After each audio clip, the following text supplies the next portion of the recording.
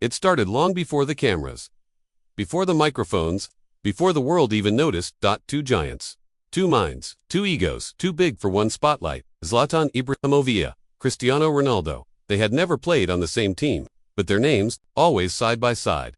In every debate, in every bar, in every tweet. Who was better? Who had the greater legacy? Who truly ruled the world of football? One was born with flair and arrogance. The lion, untamed, unapologetic. The other, crafted in discipline, sharpened in silence. The machine, built to win. Zlatan believed football was art. Ronaldo believed it was war, and for over a decade they circled each other, exchanged words, exchanged glares, but never truly collided. Until one night, a charity match in Dubai, a simple exhibition on paper, but under the surface, a duel was waiting to explode. The stadium was packed. Sandstorms had cleared just hours before, and yet, inside the arena, another storm was brewing. Ronaldo arrived first, black suit, sharp gaze, warmed up like a soldier, precise, focused, untouchable.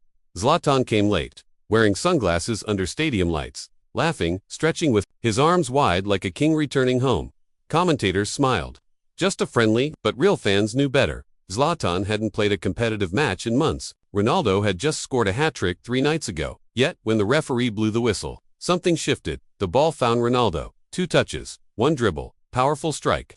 Off the post, the crowd gasped. Zlatan smirked, clapped sarcastically, then whispered to a teammate, "Let me remind him who created confidence." Minutes later, Zlatan received a cross. Backheel flick. Top corner. The crowd roared, but his eyes weren't on the goal. They were locked on Ronaldo.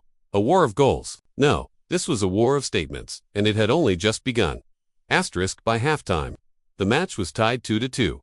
1 goal each. But this wasn't about numbers. It was about presence. Ronaldo kept his focus, controlled his breathing, didn't celebrate his goal, didn't speak, but every move was faster, sharper, angrier. Zlatan, on the other hand, was smiling, teasing defenders, pointing at the sky before his passes. He wasn't just playing, he was performing. On the sidelines, coaches noticed. This wasn't safe. It wasn't scripted anymore. Zlatan faked an injury, then stood up laughing. Ronaldo shook his head. But it was the look in his eyes that changed everything. It wasn't just competition anymore. It was personal. In the 72nd minute, Ronaldo got the ball near midfield. He sprinted past 1, 2, 3 defenders. Zlatan stepped in. 1 clean tackle, but heavy. They collided. Stared face to face. Zlatan still think abs win games. Ronaldo still think jokes win titles. The crowd held its breath. To legends, 1 heartbeat. No words now, just ego. Then came the foul. Ronaldo wasn't going for the ball. Not really. He lunged in, just late enough to make it hurt. Zlatan hit the ground. Not in pain, in calculation. He stayed down. Let the referee panic. Let the cameras swarm. Then slowly, he stood, brushed himself off, and stared at Ronaldo like a lion sizing up a younger threat. Yellow card. No protest. Ronaldo just nodded, but inside, a fire raged. Moments later, Ronaldo demanded the ball. He wasn't waiting anymore. A feint, a step over, a thunderous strike. From outside the box, top corner. 3-2. No celebration. Just silence. He looked at Zlatan. That was the real message.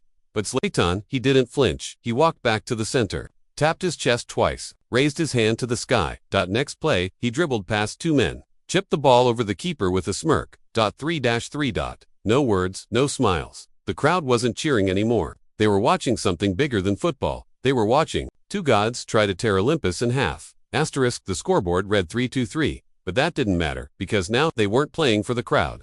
Not for their teams, not even for their legacy. They were playing for each other's respect, and neither wanted to give it. Zlatan began dropping deeper, controlling the midfield, dictating the tempo like a maestro with a grudge. Ronaldo, he lingered high, waiting, hunting, staring at Zlatan every time he touched the ball. Then came the 89th minute. The ball bounced awkwardly. Zlatan chested it down, turned. And Ronaldo from behind slid in, a perfect tackle. Clean, sharp, symbolic. Zlatan fell, rolled, stood back up, and laughed. Not because it was funny, because it was fair, because it was finally equal. And in that moment, Ronaldo looked at him, and nodded. No smirk, no sarcasm, just a silent agreement. You're still him. So are you. The referee blew the final whistle. The match ended in a draw. But no one cared, because something had ended, and something bigger had begun. The match was over, but the world had only just begun talking. Clips went viral, not the goals, not the tackles, the stares, the smirks, the silence. Commentators called it the most intense friendly in history. Pundits debated it for weeks. Who won? Who dominated? Who cracked first? But the real answer, no one could give. Because this wasn't about stats, this was about presence. And both men had enough of it to bend stadiums. Zlatan posted one photo after the match. No caption, just him and Ronaldo, shoulder to shoulder. No smile, no handshake, just energy. Ronaldo reposted it. No emoji, no quote, just 3 dots. It trended for days. Fans speculated. Was it peace? Was it respect? Was it unfinished business? In reality, it was everything and nothing. Because men like them don't need to speak, they just exist, louder than legends, stronger than narratives. And for one night, they didn't play football, they played identity. Days passed, then weeks. The buzz faded, but for the players, the echo remained. Zlatan returned to Sweden, quiet, reflective. He gave no interviews, until one night, at a small leadership event, he was asked, "What did you learn from Ronaldo?" He paused, smiled, then said, "Discipline can scare you, because it makes talent feel lazy." The room went silent. Meanwhile, in Portugal, Ronaldo hosted a youth camp. A boy asked, "Were you afraid of Zlatan?" Cristiano knelt beside him. "No," he said, "but I respected that he never needed permission to be great." That answer went viral. Because in those quiet moments they revealed more than the match ever did. They weren't just rivals. They were mirrors, different styles, same hunger. They never needed to beat each other. They just needed to test each other. And that night in Dubai they did, and both survived.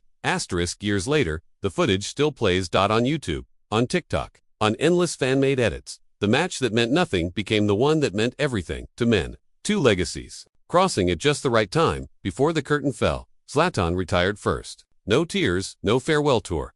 Just one final post. "I never competed to win. I competed to prove I was already enough."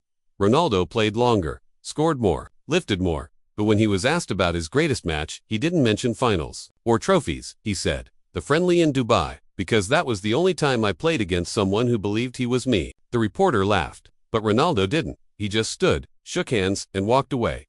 Because that's how God's part. No endings, no apologies, just impact. And as the years rolled on, fans told stories. New players studied the tape, not for tactics, for attitude, for pride. And for a rare moment when 2 unstoppable forces met, not to destroy each other, but to remind the world what greatness actually looks like. The rivalry had ended, but the influence had just begun.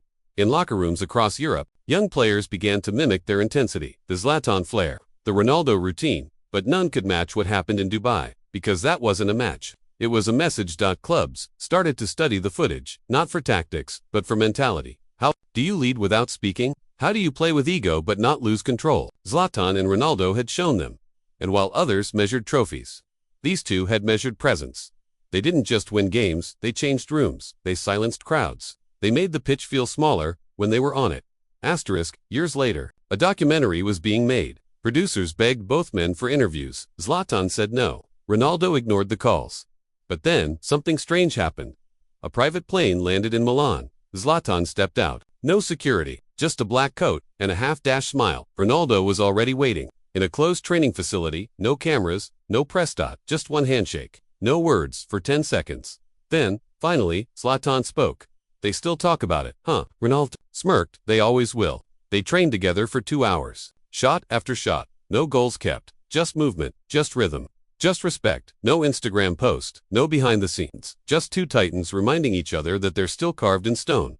Ronaldo retired at 41. The world wept. Trophies displayed. Records unbroken. But on his final press conference, a journalist asked, "Is there anyone you never beat?" Ronaldo leaned forward, paused, then smiled. "I never tried to beat him. I just tried to match him. That was enough." The room fell silent. Some knew who he meant. Others just guessed. But the message was eternal. In Zlatan's home, a quiet room with no medals, just one frame on the wall, a single photo, Ronaldo and him. No smiles, no crowd, just fire in their eyes, a caption under it. "There was only one match that ever made me feel seen."